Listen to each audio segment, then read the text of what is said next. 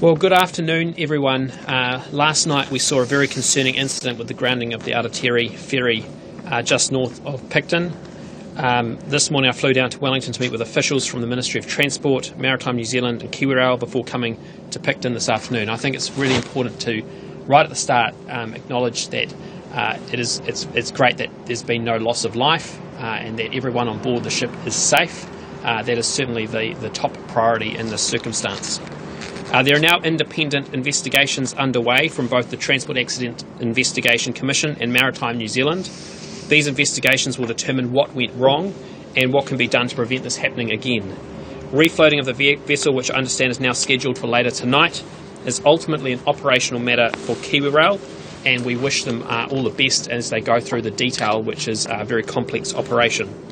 Ministers have made their expectation clear that KiwiRail must take all steps necessary to maintain the safety and reliability of its existing ferries, and ministers have been disappointed with the state of the asset management that we have seen from KiwiRail. A safe and reliable Cook Strait crossing is critical to New Zealand's transport network, which is exactly why the government is committed to making the investment required to support resilient shipping across the strait, including new ships. But we also have to get the right ships for the job, and KiwiRail must maintain its existing ships to the safe standard required. The IREX proposal for replacement ferries would not have seen ships arrive until at least 2026, and due to their much larger size, questions remained about whether those ships would have been safe to sail the Tory Channel. Ultimately, the spiralling cost of this project, and in particular the landside infrastructure required to service the much larger ships and the potential delay in even that infrastructure being available, meant the coalition government lost confidence in that path forward. We're now working with the expert ministerial advisory group who are recommending options for replacing the ferries. That work is progressing with urgency. A final report has been received by shareholding ministers in this last week, and ministers will be considering that shortly. And with that, I'm happy to take any questions. How shortly? Well, very quickly. I mean, this is a priority for the government as we set up the Ministerial Advisory Group for a number of reasons. Firstly, because we want to have assurances that KiwiRail is actually maintaining those ships appropriately. We have to remember that even if IREX had stayed in place, this ship, the Aotearoa, would still have been sailing today. And so the number one job for KiwiRail is to make sure they're maintaining their ships to a safe standard. So ministers will be considering that report. We've just received it in the last week and will be taking decisions shortly. So will you commit to new ships? New ships at the same time that these other two are expected in 2026? We're committed to new ships. That report has been received, which includes options. The timing's of the essence here, isn't it? Well, the reality is, what is of the essence here is that KiwiRail maintain their ships to the appropriate standard.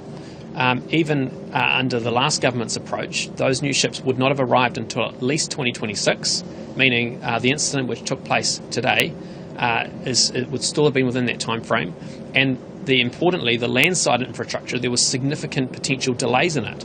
And so the reality here is KiwiRail need to take their responsibilities of maintaining their assets incredibly seriously. There are ships like this operating in other parts of the world, and safety is a top priority wherever they are, and we expect the same here in New Zealand. What's your understanding of why the ship ran aground? So my understanding is there's a new piece of equipment which was recently installed. There's some question marks around how it responded.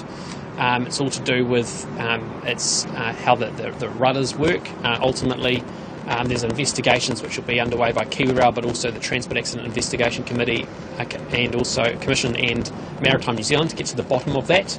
I think everyone wants to see answers to ensure that this never happens again.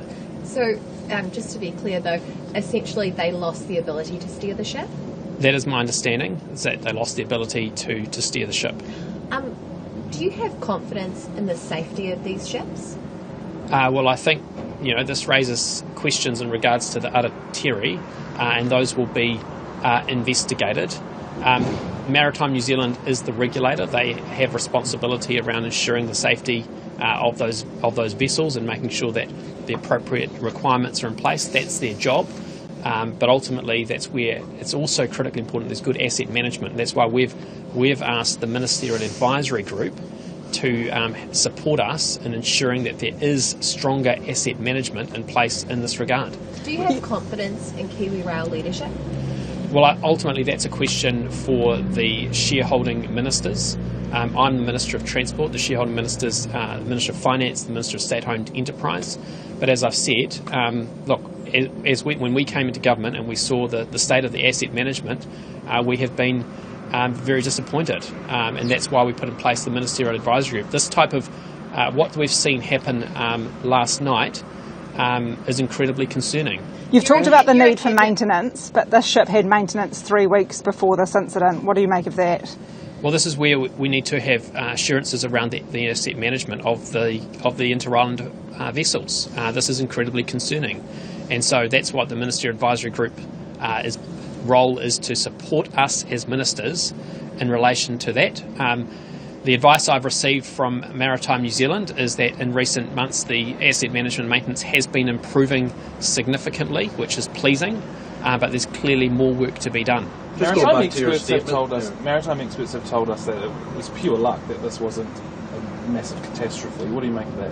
Well, look, I think everyone looks at this and is grateful that this has not led to the loss of life or any harm. Look, there's still risks involved tonight with lifting it off the beach, off the rocks, and to get it back. And that is now the priority, is making sure that recovery takes place in a safe way. But also Maritime New Zealand are working very closely with KiwiRail in terms of the oil response. That's also a maritime and environmental concern which needs to be very carefully managed. It's been embarrassing though for everyone, hasn't it? Well, look, I think it's incredibly disappointing. And this is something which is incredibly concerning. And we want to, now the appropriate thing to happen is the investigations to understand what exactly happened, to make sure this doesn't happen again. Just going back to what you were saying earlier there, are you essentially saying, let's buy new ships now? Well, we're going through a process. Government has always been very clear. We're committed to the resilience of the Cook Strait. The last government's project was leading to significant cost escalations due to the scope of that project, in particular the landside infrastructure, which needed to be addressed. So decisions were made. We're committed to the resilience, we're committed to new ships, but ultimately we've received a report in the last week. We're making those decisions once that has been considered. You're a Cabinet Minister. Do you personally have confidence in KiwiRail leadership? Ultimately, those are questions for the shareholding ministers, but I would just say we're very disappointed in terms of the asset management of these ships. This is not the first incident. So there are multiple incidences which have happened here. We are incredibly disappointed, and ultimately the shareholding ministers need to consider those questions. Will there be any kind of discussion amongst Cabinet around what to do here in the coming days, I suppose? Absolutely. Absolutely. I mean, the reality, this is a conversation. This is a topic we've been having multiple conversations about.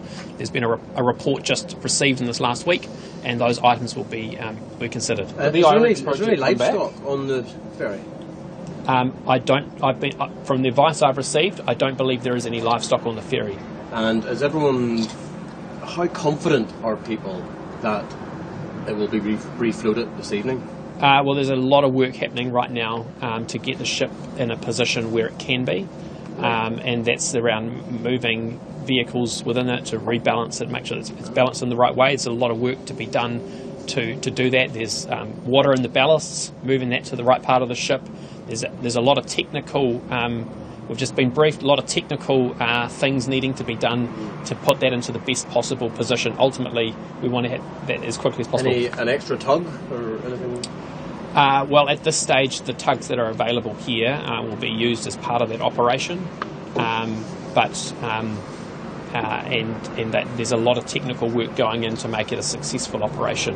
But ultimately, those are technical questions that need to be resolved in a technical way. How much of an issue is it, though, that we don't have big enough tugs here in Mulgrave? Well, that is an issue that the government is concerned about. We've allocated money in the budget around a business case to look at the need or potential need for an ocean-going capability here. We've seen the incidences in recent years, so that is something the government is looking at with some urgency. And it's a no-brainer after something like this, isn't it? Well, there's certainly something we've considered, and we've allocated money in the budget to look at the options and what the government needs to be doing to provide further assurance to the public and to New Zealanders. And how could you ever see a day where the IREX project returns? As part of that advice, going back to that? Well, no. Ultimately, we are committed to a resilient Cook Strait ferry. That project was based on the purchasing ferries, which, as I said in my statement, which were question marks around their size. The size and the rail enablement was leading to significant landside infrastructure costs, which, quite frankly, were becoming prohibitive. And so there was a decision made. It was the right decision, but at the same time, we're committed to the resilience of the Cook Strait. Are you worried about it further delaying new ships, though? No, not at all. No, look, the reality is this is a priority for the government. We've got, as I said to the Select Committee only a couple of days ago in Wellington, we've set aside significant capital in the multi-year capital allowance, not just for this project, but for a range of infrastructure projects across New Zealand. This government understands how critically important it is to have good infrastructure in our country. That's why we substantially increased the multi-year capital allowance. I mean, So we'll ships get like new this ships take by years 2026? to build. So I mean, ultimately, that report's just been received. There's some options in that, and we'll obviously be considering those in coming days. But it's critical how far away till we get new ships. Well, ultimately, those are issues that will be considered as part of that report. Stuart, what do you hear from your constituents? What do they make of these ferries? Well, it's been a disaster, and not the incident today, but the whole ferry upgrade project has been a disaster. A lot of local contractors and people lost jobs as a result of the funding not being coming forth. But having said that, most people in Marlborough knew that the IREX project was in big trouble. A lot of contractors told me they were pulling out because of the things that they saw going on. They didn't like the way the contract was unwinding, and so they were unfolding at least, and so they pulled out. And so I think most Mulberrians knew there was some problems. Well, we've had people during the stand-up with KiwiRail come up and say it's the Prime Minister's fault. So I guess, do you guys take any responsibility? No, ultimately, the Cabinet made a decision that project was completely going in the wrong direction. It was driven because it was by two things: the size of the ships, and also the rail enablement were driving significant landside costs, which were completely we'd blown it out by 4 or 5 times.